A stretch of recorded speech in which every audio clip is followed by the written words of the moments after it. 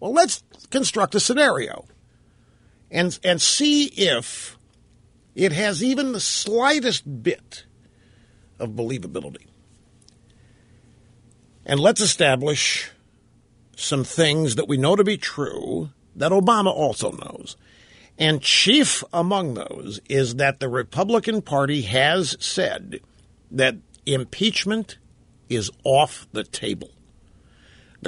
More than once they've said this. The Republican Party has made it clear that they will not use that constitutional measure as a means of reining Obama in and maybe even getting him out of office. They have also made it very clear in just the most recent vote on the funding for Department of Homeland Security that they will not use the power of the purse to stop Obama. Okay, so those two realities equal Obama fully aware the Republican Party will take no steps to stop him in his ongoing violations and running up to the edges of the Constitution. Now, let's fast forward to, say, May, June of 2016. Let's say that Mrs. Clinton has withstood all of this email stuff. Elizabeth Warren has not gotten in the race. That Al Gore took the temperature and decided not to go. That it's just Mrs. Clinton and Joe Biden.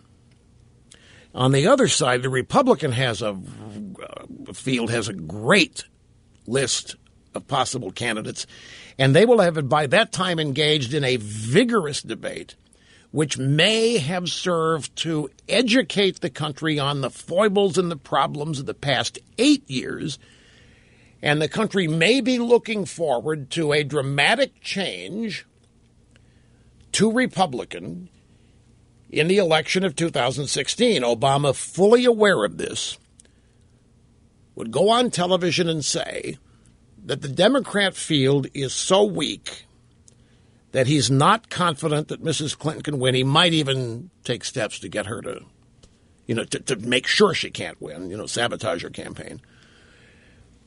And then call a national speech to the nation in which his main point is that it's beginning to look like the Republicans will win the White House. And this is something that he can't risk. Not after 8 courageous years of transforming America, we just can't put it all to risk of being unraveled and undone by these racist, sexist, misogynist, whatever else Republicans. And so as a service to the nation and to his accomplishments, he is going to forget the 22nd Amendment and either not leave office or run for re-election himself as the Democrat nominee. Just imagine that scenario. I don't care how unreal it sounds, how unbelievable it sounds. Imagine it. What would anybody do? What would Mitch McConnell do? What would John Boehner do? Mark Levin would have a heart attack. I would probably have an aneurysm. We'd be done. What would anybody do? The Supreme Court would say, nobody has standing here. There's no case yet. Obama hadn't done anything yet. We can't do anything about this until he actually serves a third term. Then you got to bring the case to us. What would anybody do if he says this? The media would be cheering it. Put all this in the mix. This guy's out there thinking about this.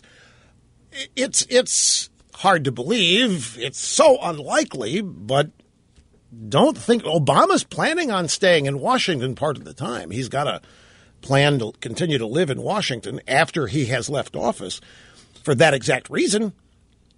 Whoever the next president, Republican or Democrat, if that next president starts to unravel any of this, Obama's on television every night, and he knows he's going to have the media in his back pocket, and whoever the next president is not going to get away with anything without a huge fight from Obama. What would the Republicans do?